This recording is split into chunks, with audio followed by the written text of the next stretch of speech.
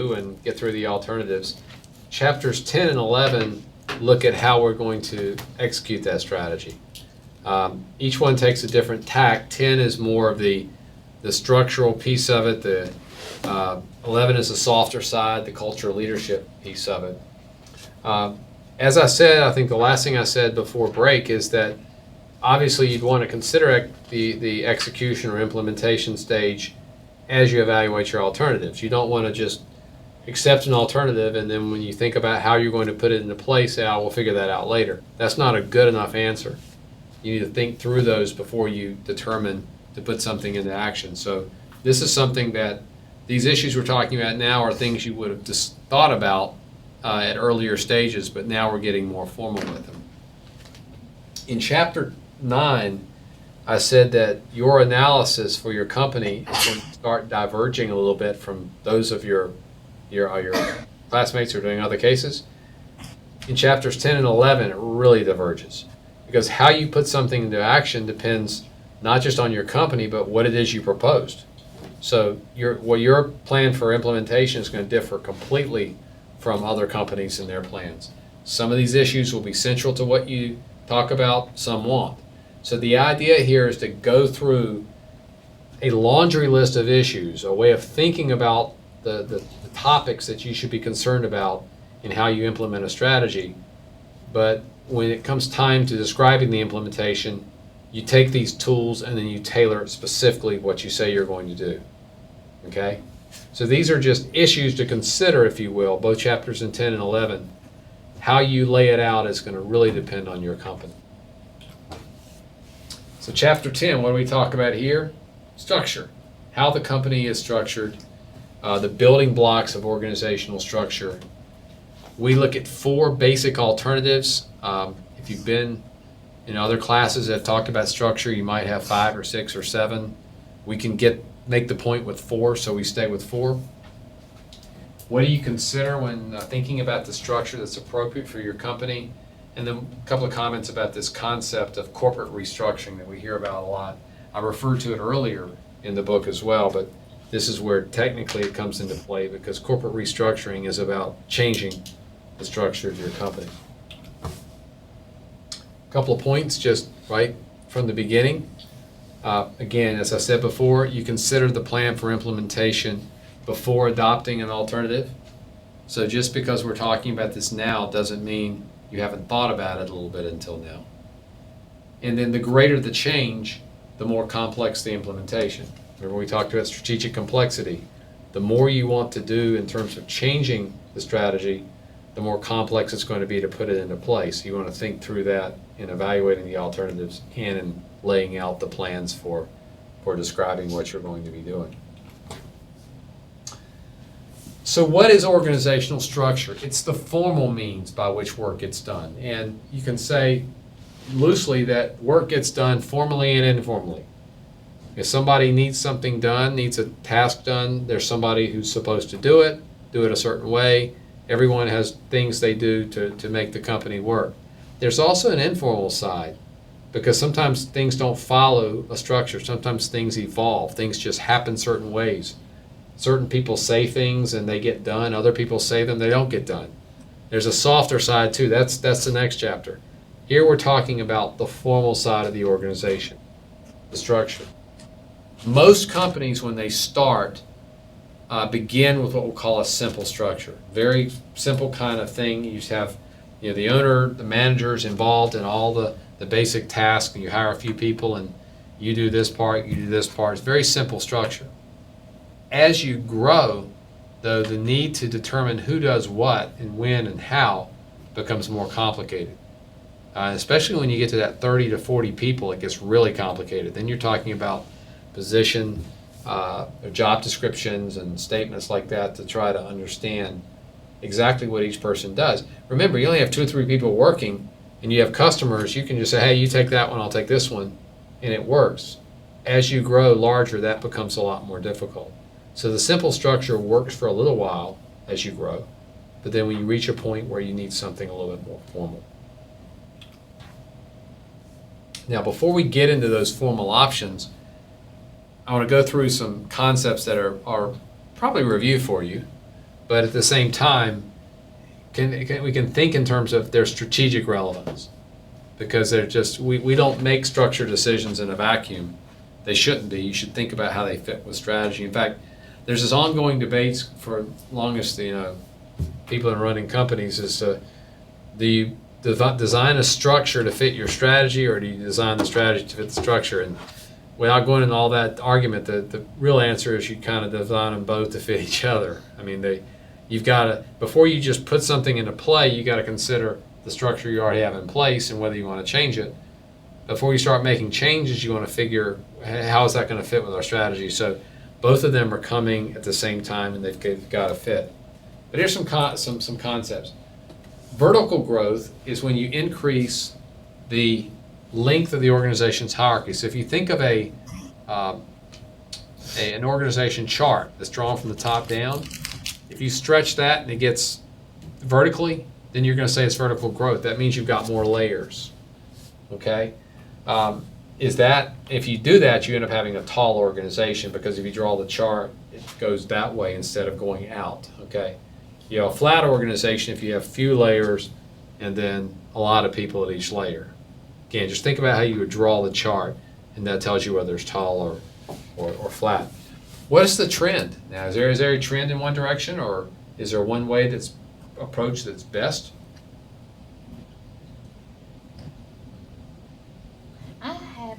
Personally, I hadn't heard of vertical growth before, so I'm not familiar with it. It only happens in the government, right? I mean, and the answer may be because that's not the trend. The trend is in the other direction. The trend is toward flatter organizations, toward eliminating levels, eliminating layers. Okay, and this is where the concept of span of control comes in. The span of control literally is the number of employees that report to a particular manager. We can think about it in broad terms, like, do we have wide or narrow spans in our company? Now, what would be the advantage of having wide spans? A lot of people report to one person. You don't need as many managers. Yeah, fewer managers, cut costs, right? So what's the advantage of narrow span? More targeted management. Yeah, more targeted, better control of what's going on because you have fewer people to supervise. Yeah, so you can kind of see that trade-off that you figure out, in terms of what approach you take. But the idea that organizations should be flatter now is trendy, and it's probably a legitimate trend. It's not just fad.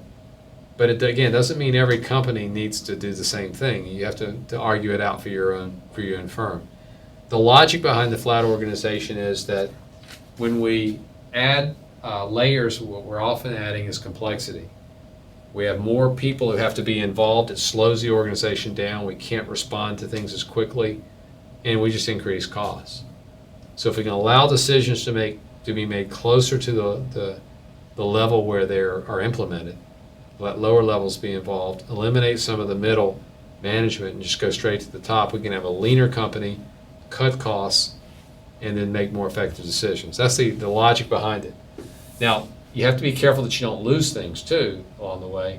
Sometimes when you eliminate, in fact, all the times when you eliminate a layer of management, you say we want to just cut it's like they say we're going to sell direct to you and eliminate the middleman. Well, there's a function the middleman performs. He takes large quantities, reduces them to small quantities, and then sells them.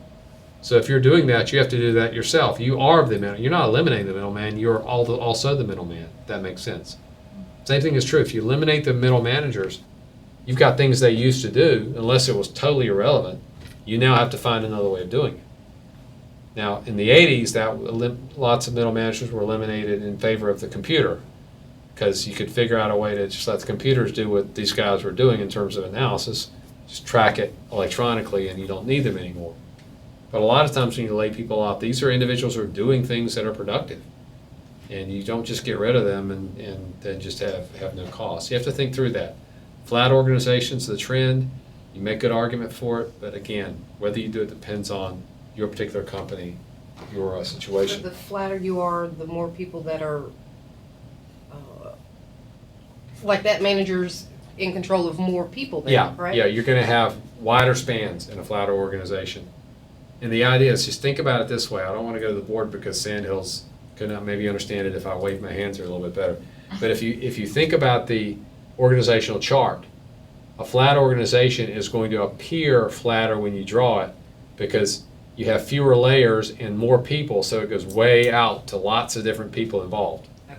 Okay? Whereas a tall organization, you have all these layers just keep going down, and each one of them only goes out to a few people, so it appears taller.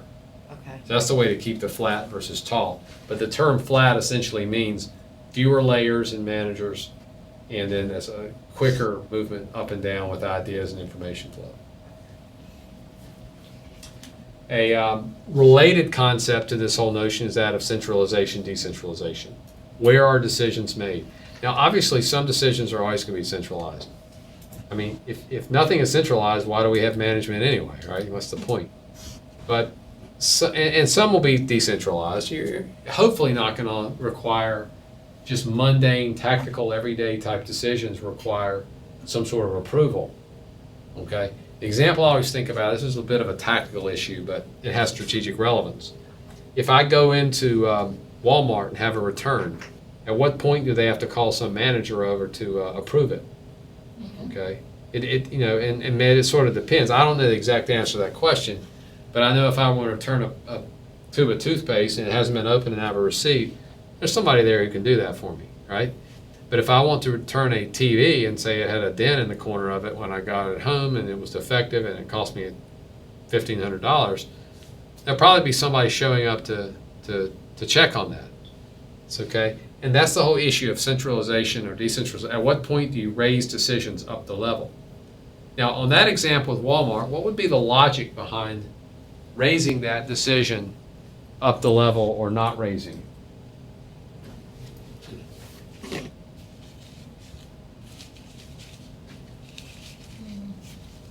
Or if I ask the question in a different way, if I bring that TV back and I go in the line and the lady says, what do you need? And I say, I want a refund for my TV. It doesn't work or whatever, and it's a $1,500 TV. And she has, what's the argument for saying she should not be able to make that decision as opposed to contacting, a superior to come in and... Price. What's that? The price. Yeah, but what about the price makes that a good argument? Yeah, I guess. It's a when higher end item than your tube of toothpaste. Oh, so what about the fact that it's higher end makes it necessary to bring somebody else into the equation? I think both of you understand the point but you haven't honed in on it perfectly. What about the fact that it's higher end or higher priced makes it worthwhile to consider bringing somebody else in? I feel like it discourages fraud. I mean, you're less likely to dent your own TV and bring it back if you know that several people are going to have to talk to you about it. Okay, so essentially what you're getting at is there's too much money riding on it, Yeah. right? Too much money, and that's the whole point. If it's a tube of toothpaste, if you screw it up, there's only $1 involved, or $2 or whatever. And again, it does get into incentives. How much incentive do you have to be committing fraud over $1 or $2? The fraud issue becomes more of an incentive when you have more money on the line.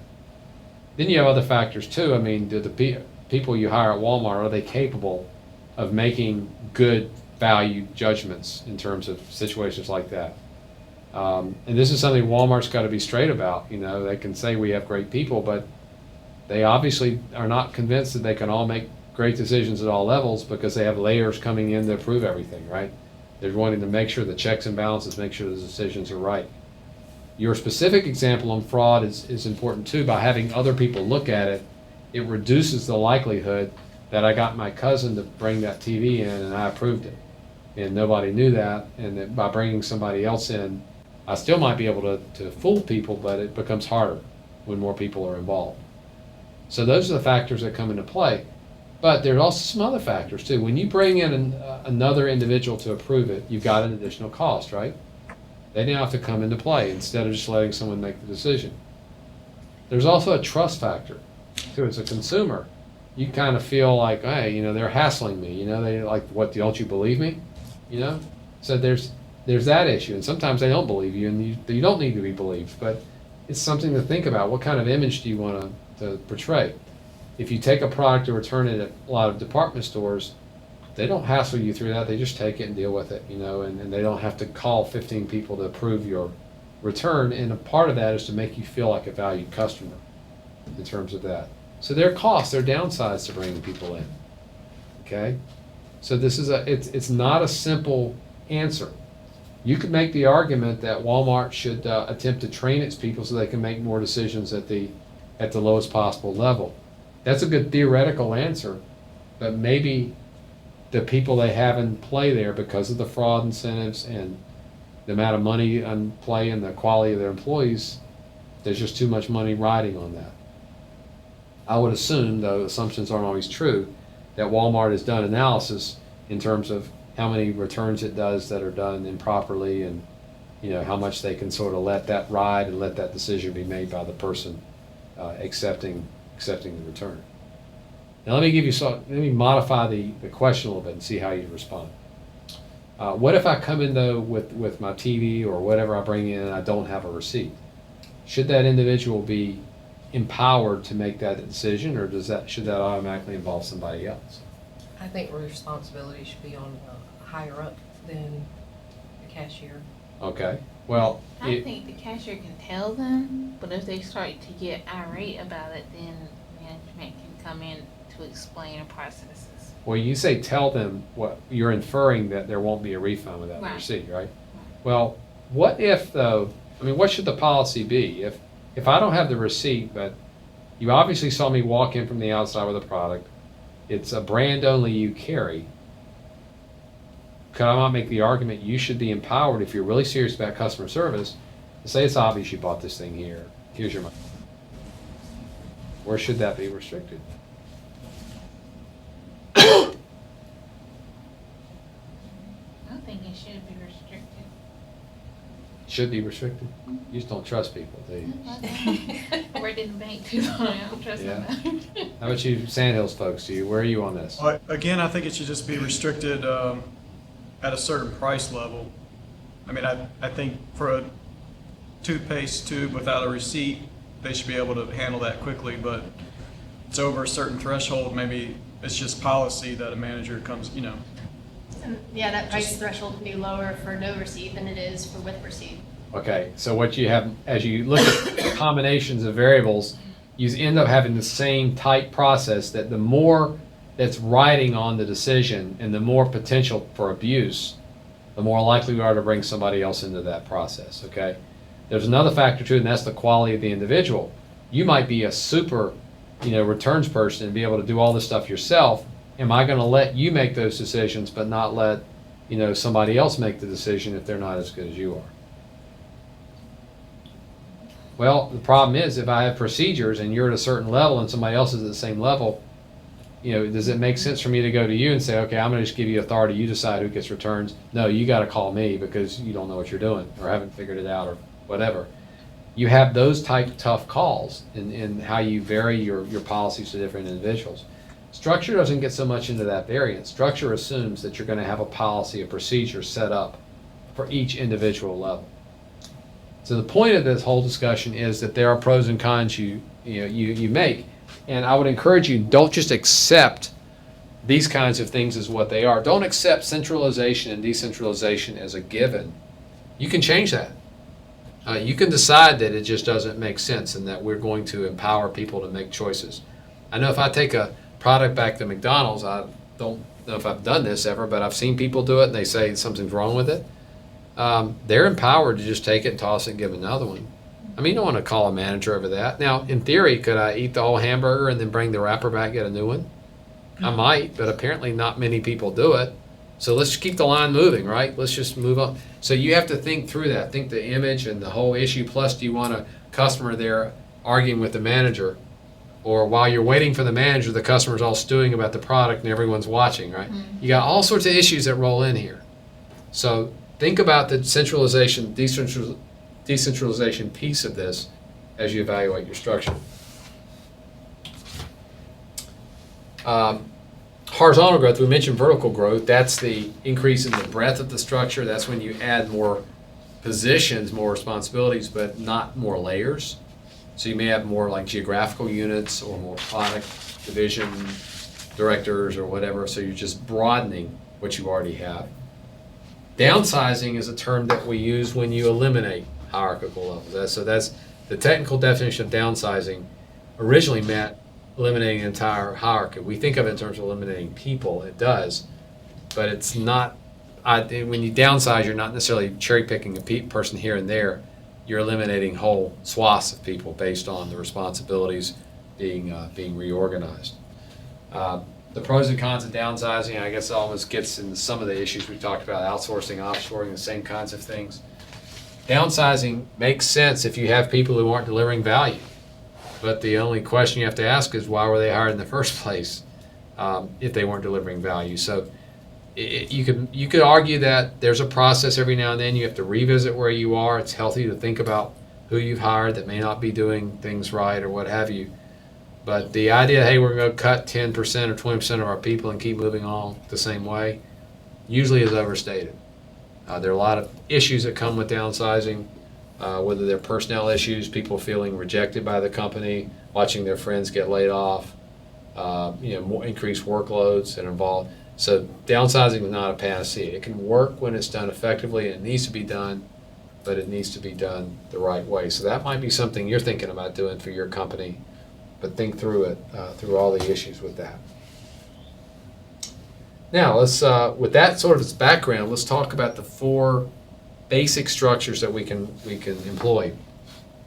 In many respects, you'll never see these structures in their pure forms. But by thinking about them in pure forms, I think you'll see how they're laid out in the various pros and cons. You got a functional structure organized by function, right? Organized by products, which would be product divisional. Organized by geography, which is geographic divisional. Or our favorite, the matrix structure, which is sort of that combination of functional and product divisional structures. Now let's kind of work through each one of them briefly, let's think about it from a strategic standpoint.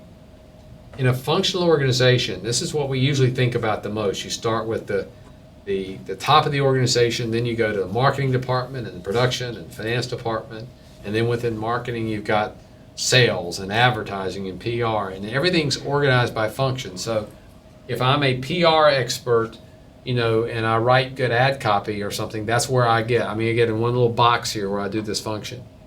Okay? I don't necessarily cross over. I work in that one specialty. That being the case, what is the advantage of a functional structure?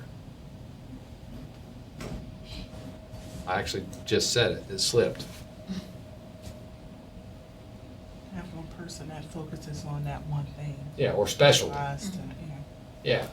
I mean, and it's an advantage because you have experts. You have lots of experts in an area. Sometimes employees prefer that because if you train to do something, you want to do only that. Of course, you can have counter that is maybe you don't see the big picture, so you don't want to over specialize. But specialization is a big deal. It's as common with new organizations, and if you are about economies of scale, which essentially means the low-cost strategy, you may want to keep this kind of structure because it's a good way to minimize costs, just churn product out. Okay? It's got its downsides. That's one thing it can do pretty well. Let's say, though, instead of the first break from the top down being function, that we want to break it on product lines. So instead of having a marketing department per se that looks at all of our products, we break it down by product. So if you're working in marketing, you're going to be focusing on one product. So we have like teams of people on each product or each product category. Okay? That would be product division. Now, we lose some of that specialization now because instead of having one person do advertising copy again for all of our different units or different products, we now break it down by product, so we might have to have different people performing that same function as it relates to our different product lines. So we lose some of that specialization. What do we get in return for it? We get individual responsibility. We get cost centers. We get profit centers. We can see where our products go more easily. See what's making money, what's losing money. Why Now- does that reduce specialization though? If you're working on the one product and you've got a marketing person working on that one product, Why does that reduce specialization? I'm going to draw this on the board. I hope it can be seen well. But if you start from the top, and I'll do by the comparison, let's say you start CEO, okay, you go from CEO down to marketing. Keep this really simple: production, finance. And then under marketing, I think the example I've used was like PR, advertising, sales, and then you go down based on that, okay? And let's say on public relation, you've got a guy who writes PR releases, okay? So he's the one guy. Let's assume he's the one guy in the company. All your PR releases come from this one guy. On all your products, everything you do, this is the one expert you have. Okay? Now let's assume same number of people in the company, but instead of making this breakdown by function, we produce, oh, I don't know, cars, trucks, and buses. Okay, and we do it that way. Now we're going to have a need for a PR writer in each area, right? Okay, and we have press releases or whatever, and I mean, just kind of follow that line. You may say technically not if the PR, but you got things that have to be done in each of the three areas, where you then had one focused department that did everything in that area for the entire organization. Now you've got to have three little boxes down here. Whether it's the guy who writes the copy, whether it's the people who develop advertisements, or sales or whatever, the same thing has to be done 3 times, one for each of your different products. Now, if you're a huge organization, I mean really big, then at the end of the day, you're still able to specialize a lot anyway. But it depends on the size of the company. It does move you a little bit away from specialization. Does that make sense? Well, okay, when you're broken down by product like that, would you then have that writer, would you have 3 writers, or would that one writer still be doing it for all 3? Now, technically, and this is what I point from the beginning, you don't have to have the same, you don't have to have a pure structure. I could look at this and say, hey, when it comes to writing PR releases, we got one guy, he's going across all 3. I could say that if I wanted to.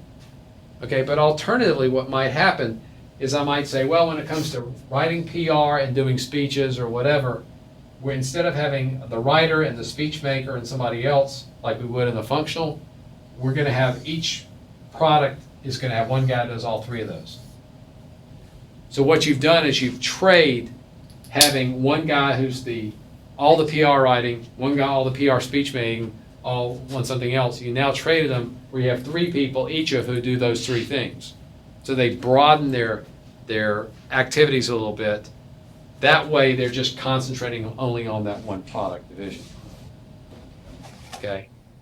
How that actually looks when you break it down in your company depends on the size of the company and industry and other factors. You might look at this and say, well, it moves the specialization needle a little bit, but not really much. Other instances, it could move it a lot. Again, general rule of thumb is the larger your company gets, the less this becomes an issue. If you have so many people involved, you can still specialize and move them all around because you just have so much work to do in a large company. Okay, great question, great question.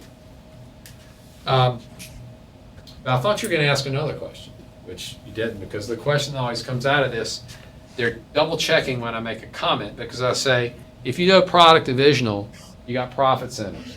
Because when we have product divisional, we can do our numbers for cars, do our numbers for trucks, and our numbers for buses, and figure out which product is generating the P&L for our company, right? Well, isn't some accountant gonna correct me and say, well, we have cost accounting to figure that out, right? Cost accounting is supposed to take, if I work in PR and it's supposed to figure out how much of that work would be applied to one product or another, it can sort that out. Nobody's going to argue that. Well, I'll pretend you did, because it's worth assessing, because this is one of the comebacks that you hear. Because what I'm arguing is that if you divide everything by product, you can essentially do your own little financial statement set for each area, and you can say, hey, we're making money on the cars, losing on the trucks, breaking even on the buses, let's redo the trucks. Or you can make strategic decisions like that because you can do it that way.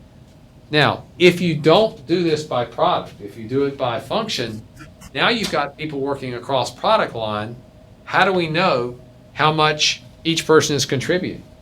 How do we know if I'm working in advertising, how do we know how much of my salary should be counted against the car division or the truck division or the bus division? Now, there are ways to do that. Some rule of thumb ways is we're just going to take the total number of sales and divide my salary proportionally. That's frankly wrong. That's like, if you think about it, that's illogical. That's just like that's kind of like doing your demand in your simulation. Hey, what have we sold last time? We're going to sell this time. I mean, it makes sense at a rudimentary level, but it just, the more you think of it as, I mean, it's not accurate. It's the best guess. Now, I know cost accounting is more sophisticated than that. I understand that. But at the end of the day, it's hard to determine how those costs would be played out if every organization operated independently, if they don't operate independently. You're just having to guess how to divide up your costs. Okay? Or if you have a truck that delivers and takes, well, that would be trucks hauling cars, trucks, and buses. Let's assume they're different food items or whatever. The truck hauls all of it. Then how do you take that trucking expense and allocate it? Well, you could allocate it on volume, how much space it takes up in the truck. You can divide it up by weight, how much weight it does. You can look at the price tag of the products to divide up that. Those are three different numbers. So how do you know which one's right? That's a little more complicated when you do that. That's the advantage of product divisional. It's clean. You can look and see which ones are making you money and which ones aren't. And hopefully from that, figure out why and make better decisions. Geographic divisional looks a lot like product divisional, except instead of that first cut being products, it's geography. So it might be US market, Europe, and Asia, or something like that. Now again, as you go further down the line, you still have to get all your functions and all that stuff comes into play later. But your general, that first cut is about geography. Now why would you want to have why would you want to divide your company up at the core into geographical units? What would be the advantage there, or why might you want to do that in certain kinds of companies?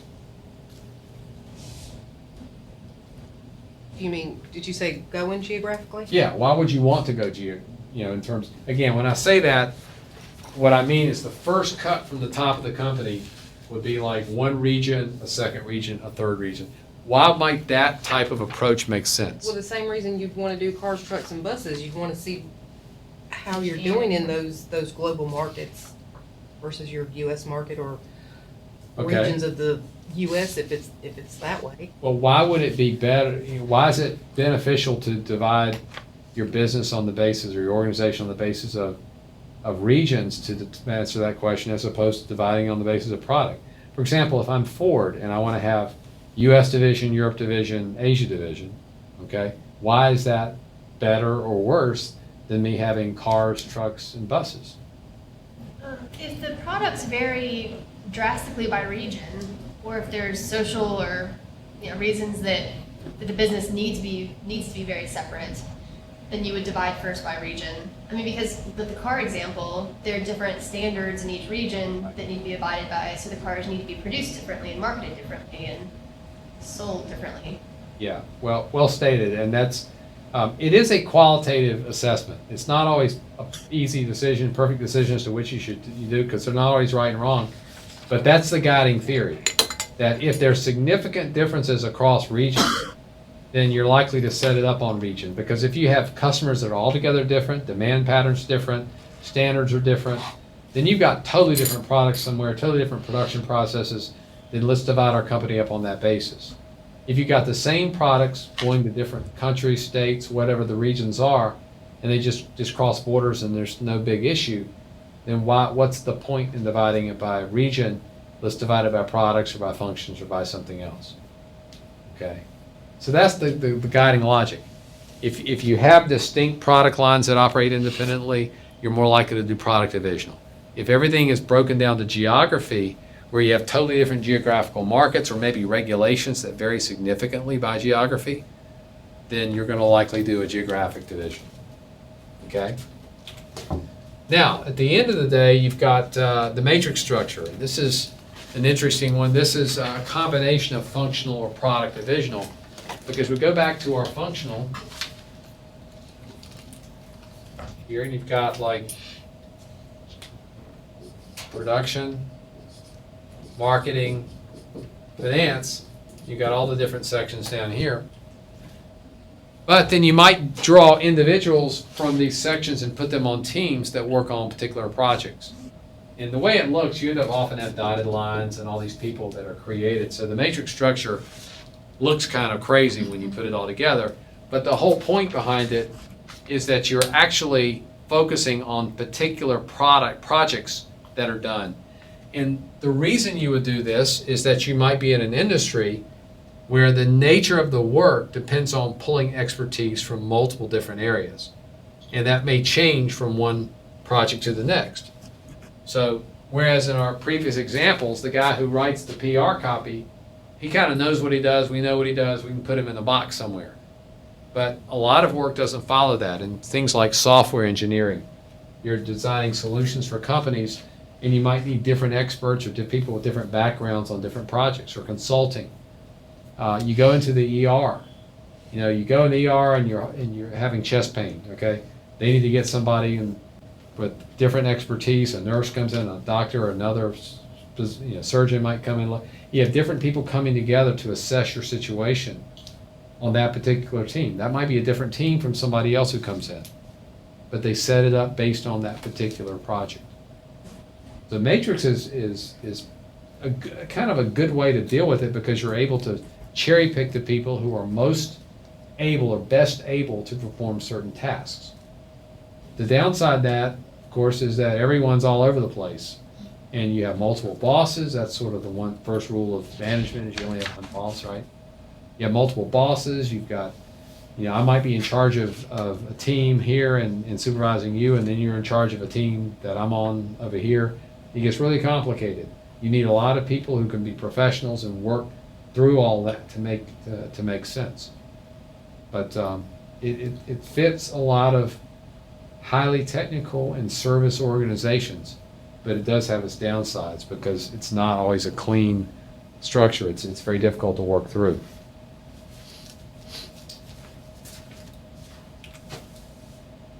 So, which do you choose? Well, it depends, right?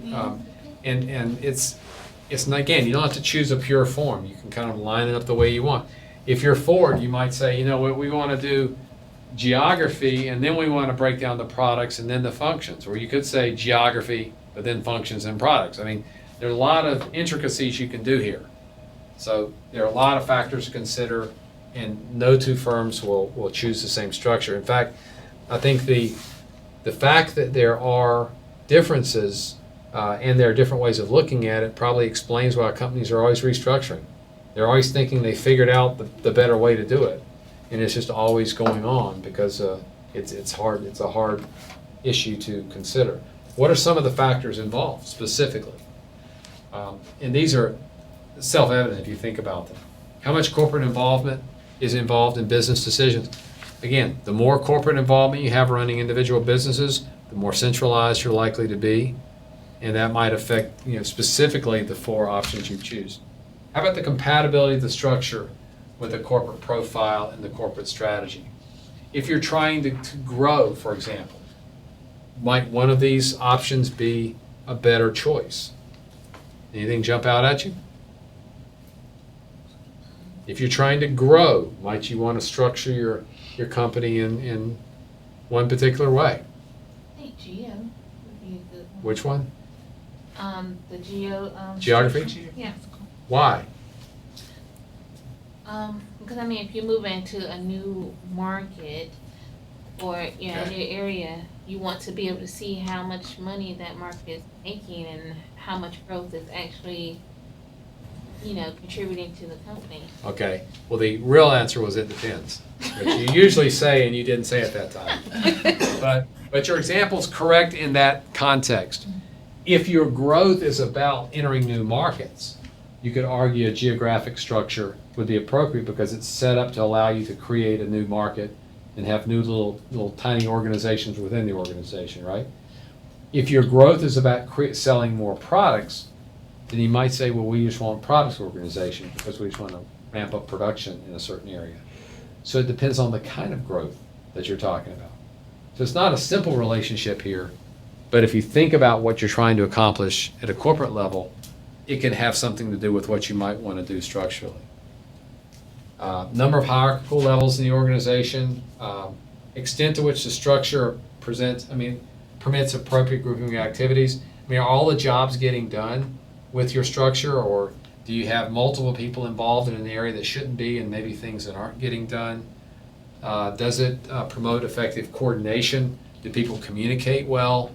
Is information being passed up and down the organization the way it should? And do you have that level of centralization, decentralization of authority you want? Again, no perfect answer. The Walmart return policy, kind of think of that as a case study, if you will. Some organizations are going to handle it differently for different reasons, for good reasons. Okay? Now, just a couple of side comments on this notion that we mentioned on the previous slide of the amount of corporate involvement in business operations. This does vary significantly from one corporation to another when you have multiple business units. Some corporations let all the business units operate independently, and that's really the way they set it up. That's the structure. And you think about it, sort of scratch this whole notion that we're talking about.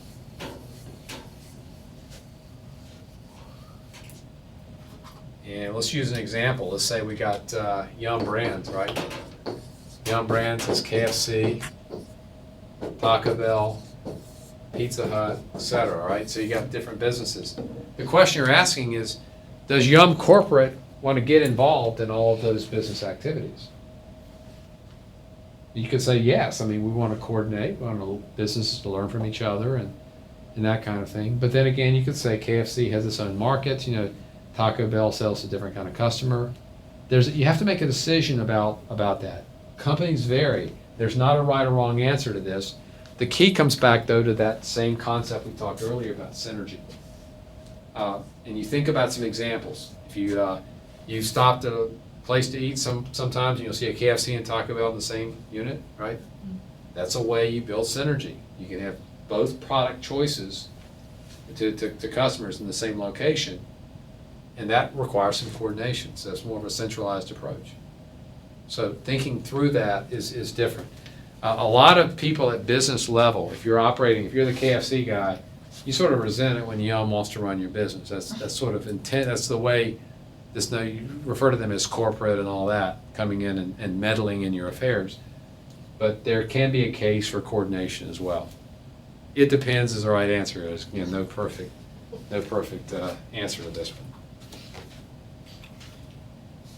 Now, corporate restructuring, we referred to that term earlier as being sort of that general kind of, in the downsizing, reorganization of the company, often what happens is restructuring. And this is essentially when you come in and change the structure of the organization to improve efficiency, effectiveness, or both, or some combination. You might actually restructure financially in order to reduce the amount of cash available to top executives, sometimes to sort of tighten on decisions that can be made. Sometimes boards do this. Or it could be restructuring to simply eliminate or downsize, eliminate a group of workers, and maybe change the reporting relationships to be more efficient. Now, let's just say you had a product divisional and you were going to restructure along geography. That's something you think could be pretty easy to do? Does depend on the company, right? Depends. But yeah, that's tough. That's going to be difficult. I mean, go back to the Ford example. Ford, I think its initial breakdown is on geography and then on products.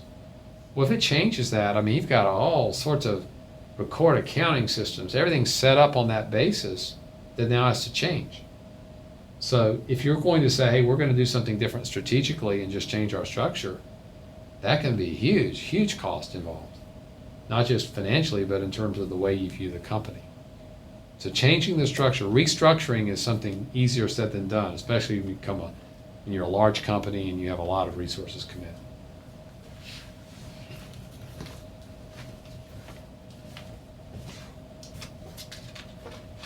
And another point there, I should have mentioned this already, but whenever a company restructures, it often follows, performance declines, right? Company's not doing well, so they come in and say, we're announcing a restructuring, right?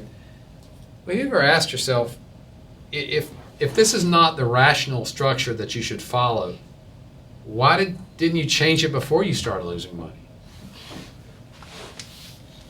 So, what's the answer to that question? You don't know something's not working until it doesn't work. Sort of. Okay, but I'll take devil's advocate and say, managers are paid the big bucks to figure that out, to figure out what's not going to work, and they start seeing trend lines as opposed to waiting until things become a disaster and then they have to go and redo it all, right? So is it possible to be proactive and make changes before the performance declines as a result? Well, obviously it's possible, the way I phrased that question. Yes, it's possible. Then why didn't it always happen, is the question. I think you alluded to it actually in your answer in a way.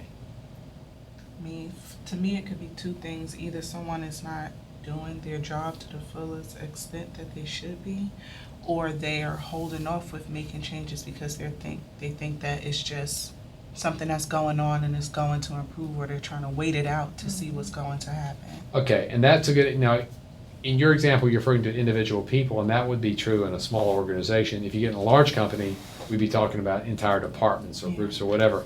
But it's the same logic. I think as a manager, you need to know when things can be improved without waiting for them to fall apart. But sometimes we really think things are going to improve on their own, or we don't get the attention. They don't catch our attention until they start to fail. Hold on to their main focus. Like when we talk about restructuring, I think of Blockbuster when Netflix started coming onto the scene and how they were so adamant about not changing. Yeah, you see where it got them. Yeah. Yeah, and they're done. So, and what you have here is sort of two rules of thumb here that sort of collide, because you've got one that say, hey, be proactive, right? Mm-hmm. Let's be ahead of the curve.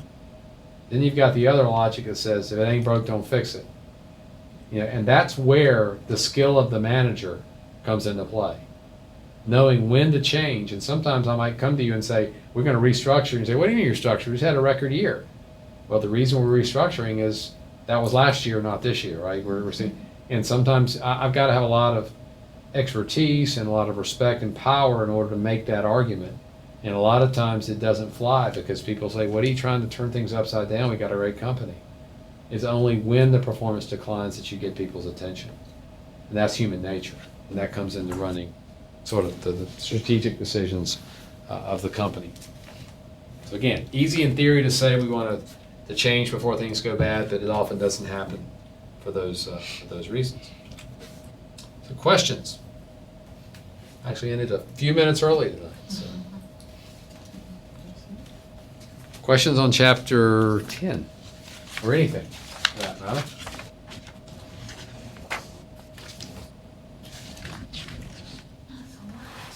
Okay, 10 again, 10's the formal side of the organization. 11's the informal. That's what we'll cover next time, and also the last chapter, getting into strategic control and crisis. So I have a question. Okay. When we finish the week after we take the exam, considering we'll be finished with the text, what will we be doing in class? Okay, well, let's pull out the syllabus. It actually varies a little bit more. We're focusing more on the case as we get to that point. But let me walk you through that a little bit. Well, if it's in there, I can read it. No, I mean, just kind of, I'll give you like a bigger picture here. Because you have spring break after the midterm immediately. Then we come back and have a case preparation date. Class doesn't mean we can set up appointments we have to. I'm not trying to infer that you shouldn't do your case now, just wait till then. It's obviously more time. But I'm trying to give you a little time there to focus intently on your case, and we can meet if we need to. We then do an ETS exam. There's a link on Blackboard if you want to see what that is. You can't really study for it, but it's an exam that looks at your knowledge and all the different functional areas of business. We do that for our own accreditation purposes, and we also give you the scores It's not a direct component in terms of your grade, but I usually throw out a couple of bonus points to whoever does the best, just to give you an incentive to actually do the best you can when you do that. Then we have a team preparation in class where we're actually going to sort of have progress reports and try to work through the issues that you're struggling with on your team. Okay? Then we spend time on the end of chapter readings. If you notice, there are readings at the end of each chapter. And there's some of them specifically I want to go through because they get deeper into some of the issues we've talked about as well. We then have a session on strategy and crisis management, coming back to that in more detail than we're going to get to next week. And then we come back and all cases are due, we do presentations. So it's a little bit of an assortment of things that go through. So we finish out the simulation, we focus on the cases, do a little bit of crisis management, we throw that ETS exam in there, and all that just adds up to the remainder of the term.